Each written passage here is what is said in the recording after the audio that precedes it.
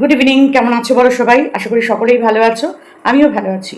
না, ভালো আছি মানে শারীরিকভাবে ভালো আছি হয়তো, কিন্তু মনের দিক থেকে সত্যিই খুব খারাপ আছি। বিশ্বাস করো, ভীষণ। আর আমি এখনো পর্যন্ত, বয়স হয়ে গেল এত, মানুষ চিনতে পারি না। হ্যাঁ, এখনো পর্যন্ত মানুষ চেনার মতো ক্ষমতা ভগবান আমায় দিল না। যাকেই ভালোবাসবো, যে যত বেশি ভালোবাসবো, ঠিক তারাই বুঝে বুঝে আমার পিছনে এসে ছুরি মারবে, আমাকে অপমান করবে, আমাকে সোশ্যাল মিডিয়ায় নোংরা কথা বলে দেবে। সেটা কি ঠিক বলো? এই যে দেখো আমাদের সোনামার চশমা, রোদ্দুরে যখন যায়, স্কুলে যখন যায় তখন, সরে যাও, যায় তখন এই চশমাটা পরে যায়, কারণ রোদ্দুরের তাপটা ওর চোখে লাগবে, তাই জন্য এই চশমাটা কিনে দিয়েছি। কেন দিয়েছি? এটা ওর চোখটাকে গার্ড করবে, ওর চোখটা একটু ঠান্ডা থাকবে, রোদ্দুরে জ্বালা করবে না, তার জন্যই তো কিনে দিয়েছি বলো। এগুলো বাচ্চাদের প্রতি একটা ভালোবাসা, আর তার সাথে সাথে বাচ্চাটার একটা যত্ন নেওয়া, আর কিছু নয়। কিন্তু ওরও ঝাঁকড়া ঝাঁকড়া চুল, তারপরেও কিন্তু ওর মা বাবা আমাকেই বলেছিল চলো ওকে নিয়ে একটু ন্যাড়া করে নিয়ে আসি, আর তার সাথে না ওর বাবা ওকে নিয়ে ন্যাড়া করে নিয়ে এসেছিল, ওর বাবা ওকে গিয়ে ন্যাড়া করে এনেছিল, সেই ভিডিওও কিন্তু আছে, যে ওকে গিয়ে দাঁড়িয়ে পার্লারে নিয়ে গিয়ে ন্যাড়া করেছে। কেন করেছে বলো তো? চুলটা যাতে ভালো হয়, গরমে যাতে ওর কষ্ট না হয়। হ্যাঁ, কারণ আমার চুলটা অনেক বড় হয়ে গেছিল, সেই জন্য। আর এবারেও গরম পড়তে না পড়তেই দেখো চুলগুলোকে ছোট করে দিয়েছি, একদম ছোট বয়স কাট করে দিয়েছি। বুঝতে পারছো তো? ভালোবাসলে মানে বাচ্চাদের কষ্টটা বুঝতে হয়। আগে বাচ্চার কষ্ট, তারপর তো আমার কন্টেন্ট, তাই না? তুমি সেসব কিচ্ছু বুঝলে না। তুমি কি বলে দিলে? এই সোমানটি উস্কে দিয়েছে। সোমানটি উস্কাবে কাকি গো? আমি উস্কাবো আর ওরা উস্কে যাবে? এটা হয় কখনো? আমি তো তোমাকেও কত কিছু বলি, তুমি কি উস্কে যাও? যাও না তো। তোমাকেও তো কতবার বলেছি যে এটা করো, ওটা করো, এটা করো না, এটা করো না, এটার পাতলা জামা পরাও, ওকে সুতির জামা পরাও। তারপরেও তো তুমি ওই বড় বড় ঝাঁকড়া ঝোঁকড়া জামাগুলো পরাও, নীল রঙের ড্রেসটা পরিয়েছো। সোনামাকে অপূর্ব লাগে দেখতে, এটা আমরা জানি। কিন্তু বাচ্চাটার কষ্টটা, বাচ্চাটার সমস্ত কিছু নিয়ে চিন্তা করি বলেই কিন্তু আমরা এই ভিডিওগুলো করি, এবং দর্শকরা সেটাকে সহমত জানায়। আর তুমি এগুলো বুঝলে না। হ্যাঁ, আমরা তো ক্রিয়েটার। আমরা তোমার বাড়িতে আমন্ত্রিত ছিলাম, নেমন্তন্ন করেছিলে, তাই গিয়েছিলাম। সেখানে দেখেছি সোনামার কষ্টটা, ভিডিওতে তো দেখি, সেখানে সামনাসামনি দেখেছি সোনামার চুলে কিছুতেই হাত দিতে দিচ্ছিল না। সেখানে সবাই মিলে আলোচনা করেছিলাম যে সোনামার চুলটা সত্যি কেটে দিলে ভালো হয়। আবার চুল উঠবে, একটু সময় লাগবে, কিন্তু তখন তো জানি না যেটা তোমার ইমোশন, তোমার কন্টেন্ট, তোমার বাচ্চাটাকে এটা দেখিয়ে দেশ বিদেশের লোকরা ভালোবাসা পাঠায়। তোমার ভালো ভালো দর্শকরা কত শ্যাম্পু, সেন্ট, মাথার কন্ডিশনার পাঠায়। চুল তো আবার হবে, আবার হবে, একটু সময় লাগবে, জানি তোমার প্রচণ্ড কষ্ট হচ্ছে, কিন্তু তুমি সোমানটিকে দোষ দিয়ে দিচ্ছ। সোমানটি কাঁচি নিয়ে, ছুরি নিয়ে তোমার বাড়িতে গিয়ে বসে বসে চুলটা কাটেনি, বা মারিয়ামের মার সাথে বসে চুলটা কাটেনি। মারিয়ামের চুল কেটেছে বলে সোনামার চুলটা হিংসায় কেটে দিয়েছে, এটা বলাটা খুব অন্যায় করছো, অন্যায়। ওরা এটা তার জন্য করেনি, ওরা বাচ্চাটাকে সারাদিন রাত্রি দেখতো কষ্ট পাওয়াটা, তাই জন্য করেছে যে গরমে বাচ্চাটা কষ্ট পাবে। রোহন যা বলার বলবে, সেটা আমরা মেনে নেব, কিন্তু বাচ্চাটা তো কষ্টটা কম পাবে, এটার জন্য ওরা চুলটা কেটেছে। বিশ্বাস করো, এর বাইরে আমার মনে হয় না রোহনের ফ্যামিলি ইচ্ছাকৃতভাবে বদমাইশি করার জন্য, তোমার পেছনে লাগার জন্য মারিয়ামের চুলটা কেটে দেবে। তোমার অনেক উল্টোপাল্টা দর্শক এসে এসে নোংরা নোংরা কমেন্ট করে যাচ্ছে।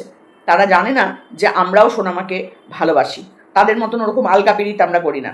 আজকে সোনামার কিছু হলে আমরা যেখান থেকে যতজন পারবো তোমার বাড়ি গিয়ে হাজির হয়ে যাব, কেন না আমরা ভালোবাসি তাই। তোমার কিছু হলে দৌড়ে আমরাই চলে যাব। না, টাকা দিয়ে সাহায্য করতে আমি পারবো না, সেটা আমি আগেও বলেছি, এখনও বলছি।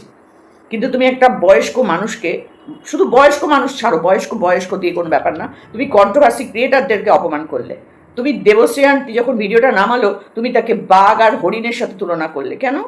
তুমি বাঘ, তুমি বাঘ বলে কি আমরা সব ভয়ে করে করে কাঁপবো?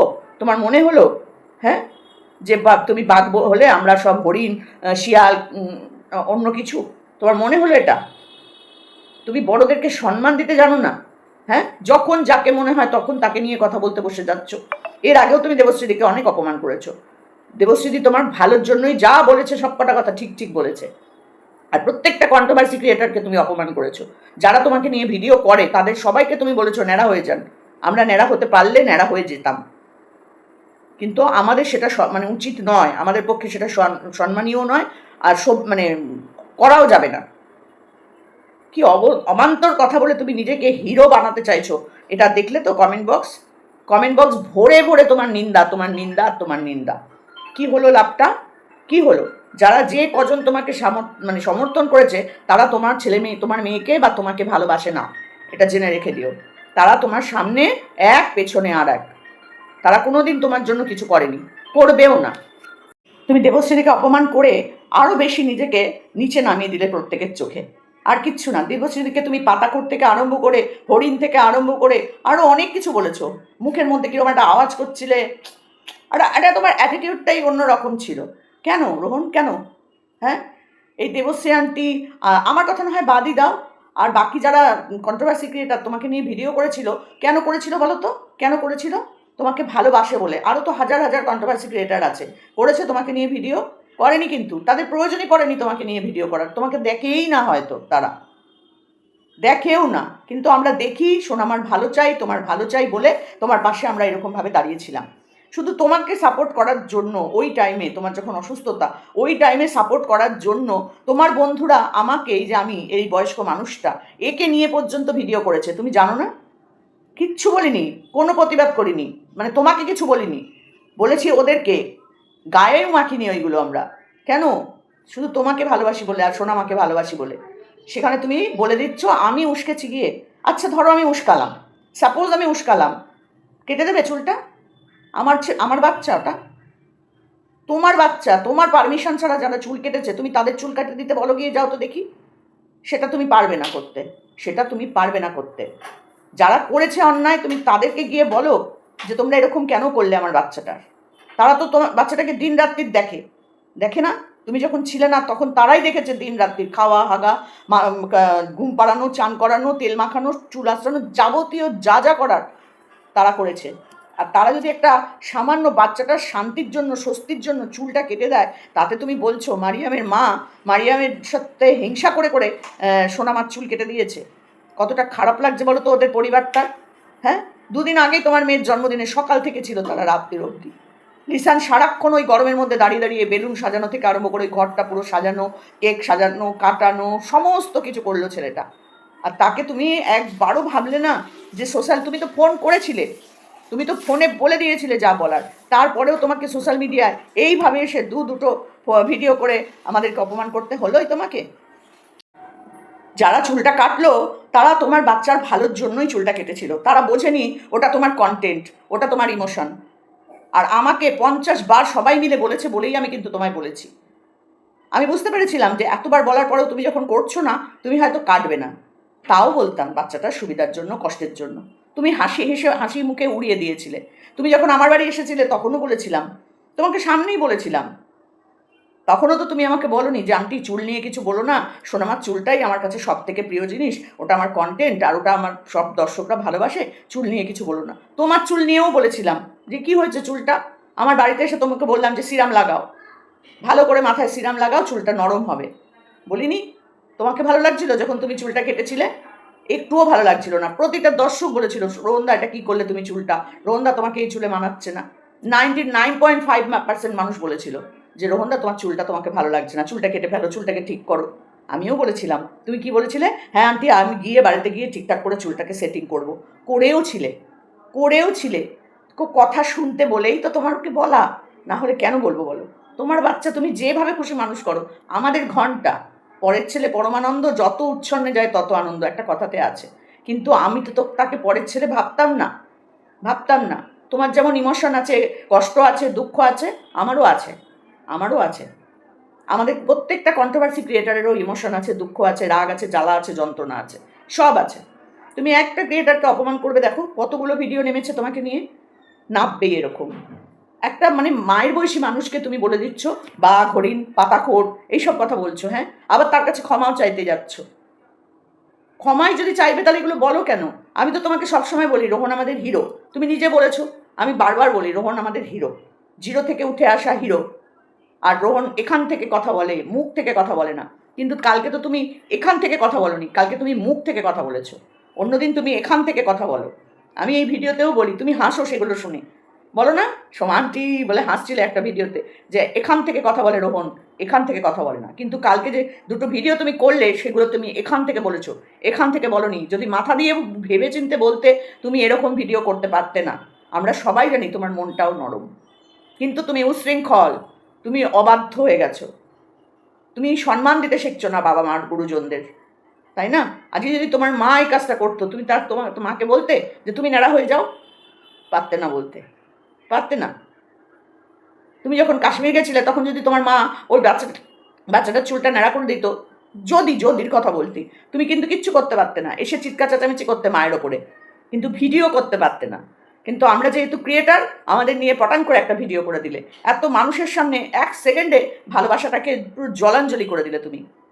আমি জানি যে তোমার মানে ভালোবাসার পরিধিটা কাদের ওপরে, কোনখানে কতটা তুমি ভালোবাসা দাও, সেটা আমি বুঝে গেছি। আমি শুধু না, তোমার দর্শকরাও বুঝে গেছে। তুমি দেবশ্রী আন্টিকে বলছো ক টাকা দিয়েছেন আপনি, ক টাকা দিয়েছেন, টাকা দিয়ে তোমার সাথে ভালোবাসা করতে হবে? তার মানে যারা তোমাকে এত এত জিনিস দেয়, টাকা পয়সা দেয়, তুমি শুধু তাদেরকেই ভালোবাসো? তারপর তোমার ভিউয়ার্সরা তোমাকে টাকা দিয়ে সাহায্য করেছে, সেই সব ভিউয়ার্সকেই ভালোবাসো? যারা টাকা দেয়নি তাদের তোমার প্রয়োজন নেই? তুমি কালকে এত বড় কথাটা বলে দিতে পারলে? দেবশ্রী আন্টি টাকা দেয়নি বলে দেবশ্রী আন্টি যেভাবে তোমার পাশে দাঁড়িয়েছিল, তুমি সেটা ভুলে গেলে? তুমি নিজে ফোন করে বলেছো দেবশ্রী আন্টি এই ব্যাপারগুলো হয়েছে, দেবশ্রী আন্টি এই যে আমার রিপোর্ট, সোমান্টি এটা হয়েছে, লিসান ফোন করে বলেছে আপনি দিদি আন্টি আপনি আজকে আপডেটটা দিয়ে দিন, আজকে আমরা আপডেট দিতে পারবো না, আমরা কালকে আপডেট দেবো, আজকে আপনি এই আপডেটটা দিয়ে দিন। আমরা করিনি আমরা?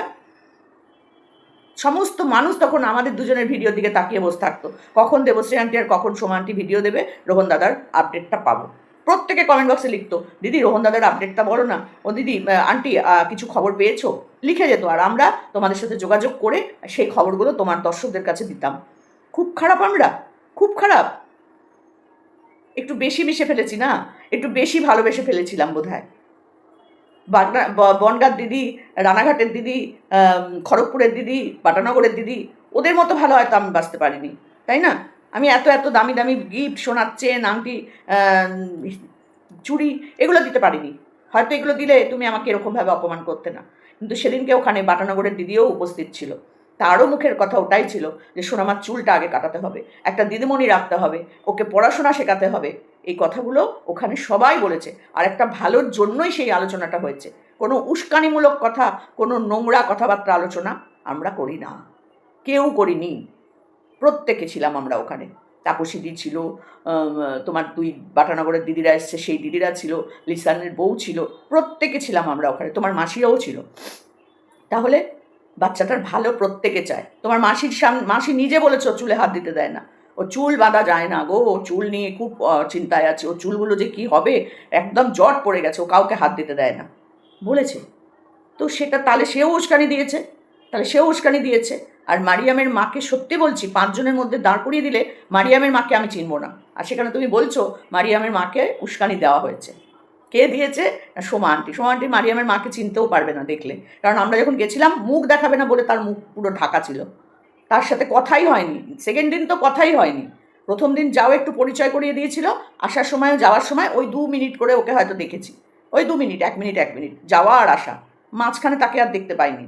সে আমাদের ওই তো লিসানের ঘরে আসেও নি যতটুকু টাইম ছিলাম।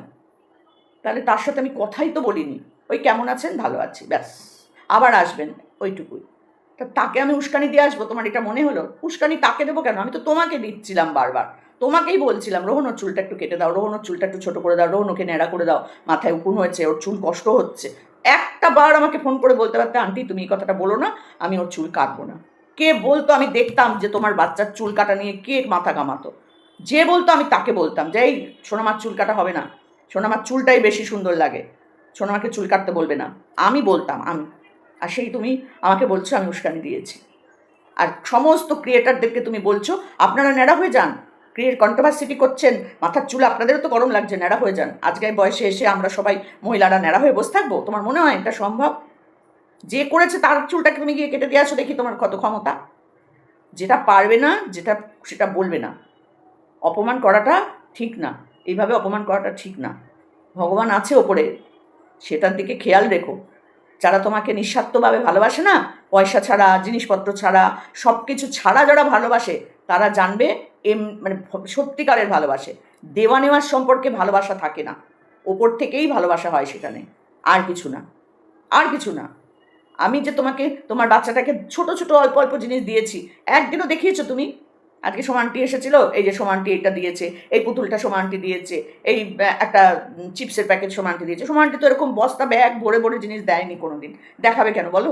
সোমা আন্টিকে পটান করে একটা অপমান করে দেওয়া যায়। কিন্তু বাটানগরের দিদিও অনেক দামি দামি জিনিস দিয়েছে, কিন্তু বাটানগরের দিদিও কিন্তু ওই আলোচনাটাতেই ছিল যেখানে চুল নিয়ে আলোচনা হয়েছে। কিন্তু দেখো অপমানটা তুমি কাকে করলে? সোমা আন্টিকে, যে 90% সময় শুধু ভিডিওই করে গেছে, কোনো আলোচনা সমালোচনার মধ্যেই ছিল না। যেখানে লিসান সাজাচ্ছিল আমি 90% সময় ওই ঘরেই ছিলাম। কি অবস্থা! যাকগে, বাচ্চা ছেলে, তোমার রাগ হয়েছে, কষ্ট হয়েছে, আমার কোনো কথায় যদি তোমার কষ্ট লেগে থাকে আমি ক্ষমা চেয়ে নিলাম, ঠিক আছে? বড় হয়েছি তো কি হয়েছে, ক্ষমা চাওয়াটা তো কোনো অপরাধ নয়। তো আমি বলেছি, আমার দর্শকরা চেয়েছে যে আমি তোমায় বলি, তাই জন্য আমি তোমায় বলেছি। আমার কোনো ইয়ে নয় যে তুমি তোমার বাচ্চার চুল কাটবে কি কাটবে না, তাই না? তো সেখান থেকে দাঁড়িয়ে তোমার যদি মনে হয় যে সোমা আন্টির জন্য এটা হয়েছে, সেটা ভুল ধারণা, সেটা ভুল ধারণা। কিন্তু তোমার যদি আমার জন্য খারাপ লেগে থাকে তাহলে তার জন্য আমি সরি। কিন্তু আমি কাউকে বলিও নি, আমার কোনো ইচ্ছাও ছিল না যে তুমি তোমার বাচ্চার চুল কাটাও কি কাটাবে না, তোমার ব্যাপার। সবাই আমাকে বলতে বলেছিল তোমার কথা শুনবে আন্টি, তুমি বলো। প্রত্যেকটা ভিডিওর কমেন্ট বক্স তুমি দেখো, সেখানে লেখা আছে যে তুমি বললে তোমার কথা শুনবে রোহনদা, ফেলতে পারবে না। তুমি বলো চুলটাকে অন্তত একটু ছোট করে দিতে বলো, একটু কেটে দিতে বলো। এইরকম ঝাঁকড়া ঝাঁকড়া চুলের সামনে, চোখের সামনে, কানের সামনে, ঘাড়ের সামনে পড়ে আছে, আমাদের দেখলেই কষ্ট লাগে। ওই মাঠের মধ্যে দিয়ে, রোদ্দুরের মধ্যে দিয়ে হাঁটাহাঁটি করছে, ঘুরছে ফিরছে, ছাদে চলে যাচ্ছে রোদ্দুরের মধ্যে, ওর একটা কষ্ট হয়। চুলটা সবসময় ওর বাঁধা থাকতো না। যদি ওর ঝুটকিটা সবসময় বাঁধা থাকতো না তাহলে হয়তো মানুষ এত কিছু বলতো না। ওর চুল ছাড়া থাকতো 90% সময়। আর যে সময় তুমি ওকে নিয়ে একটু ঘুরতে ফিরতে যেতে, বা রোহনদের লিসানদের বাড়িতে হয়তো সারাদিন রাত্রি আছে, লিসানের বউটো চুলটা বেঁধে দিত, আর নাহলে তুমি যদি সময় পেতে চুলটা বেঁধে দুধে দিয়ে ওকে রাস্তায় বার করতে। এছাড়া বাদ বাকি টাইম ওর চুল বাঁধা থাকে না, চুল পুরো খোলা থাকে একদম। আর ওই মাঠটার রোদ্দুরের মধ্যে ও এপাশ ওপাশ দৌড়ানো, এদিক ওদিক সেদিক করে ঘুরে বেড়াতো। আমরা তো সেগুলো দেখেছি, তাই কষ্ট থেকে বলা হতো যে ওর চুলটা কেটে দাও। কিন্তু তোমার কন্টেন্টকে নষ্ট করার জন্য কোনো সময়ই আমরা এটা বলবো না। কিন্তু ফার্দার তুমি কোনো কন্ট্রোভার্সি ক্রিয়েটারকে অপমান করবে না, অপমান করো না, ঠিক আছে? একটা মানুষকে, মায়ের বয়সী মানুষকে তুমি বলছো পাতাখোর, ছি ছি ছি ছি ছি, এগুলো ভাবা যায় না গো রোহন। আজকে তোমার বন্ধুরা কিন্তু হাসছে, কারণ তাদেরকে আমরা যেভাবে প্রতিবাদ করেছিলাম তাদের কথাগুলো সত্যি হতে চলেছে এবার। তখন আমরা কি বলবো? তারা বলেছিল যে রোহনের কাছে রোহনের বাচ্চাটা কন্টেন্ট, আপনারা জানেন না। আমরা উড়িয়ে দিয়েছিলাম সেই কথাগুলো। আজকে তো দেখছি তুমি নিজের মুখেই সেই কথাটা বলছো যে ওইটা আমার কন্টেন্ট, আপনারা আমার কন্টেন্টে হাত দিয়েছেন, আমার কন্টেন্ট করতে পারবো না, রিলস বানাতে পারবো না, এই করতে পারবো না। কেন? চুল না হলেও তো রিলস করা যায়, চুল ছাড়া বাচ্চার রিলস করা যাবে না? খুব সুন্দর যাবে। যারা মন থেকে ভালোবাসবে তারা ওটাতেই হাজার হাজার ভিউজ দেবে তোমায়। করে দেখো, করে দেখো তুমি। এই তো 92,000 ভিউজ হয়েছে, এমনি এমনি। আর একটু বাদেই ওটা 1 লাখে চলে যাবে, এমনি এমনি। ইনকাম তো করে নিলে, আমাদেরকে বদনাম করে ইনকাম তো ভালোই করে নিলে। তোমার মুখ দেখালে আমাদের পয়সা রোজগার হয়। সব ভিডিও থেকে মুখ উঠিয়ে দেবো, সব ভিডিও থেকে মুখ উঠিয়ে দেবো। ভালো লাগবে? তোমার সম্মানটা থাকবে তো? থাকবে না রোহন, থাকবে না। তো সেই জন্য বলছি যে যা করেছো করেছো, দ্বিতীয়বার এই ভুলটা আর করো না। যা ফোনে বলে দেবে যে আন্টি এটা আমি করবো না, বা এটা বলো না, এটা করো না, মুখে বলে দেবে, কোনো অসুবিধা নেই। রাত 3টেও ফোন করলেও আমি ফোন ধরি সবার, কোনো অসুবিধা নেই। কিন্তু এরকমভাবে ভিডিও করে অপমান করো না। আমি তো শুধু ভিউয়ার্স নই, আমিও একজন ক্রিয়েটার। আমি যদি তেড়ে ফুড়ে ভিডিওটা করতে পারতাম, আমার বোধহয় গায়ের জ্বালাটা মিটতো, কষ্টটা মিটতো। কিন্তু আমি ওরকমভাবে ভিডিও করতে পারবো না, পারি না।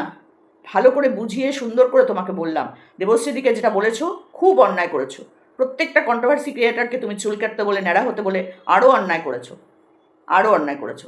আর আমাকে বলেছো উস্কানি দিয়েছি মারিয়ামের মাকে। মারিয়ামের মাকে ভালো করে চিনিই না, চিনিই না, একদম পরিষ্কার কথা বলছি ঘরের তলায় বসে।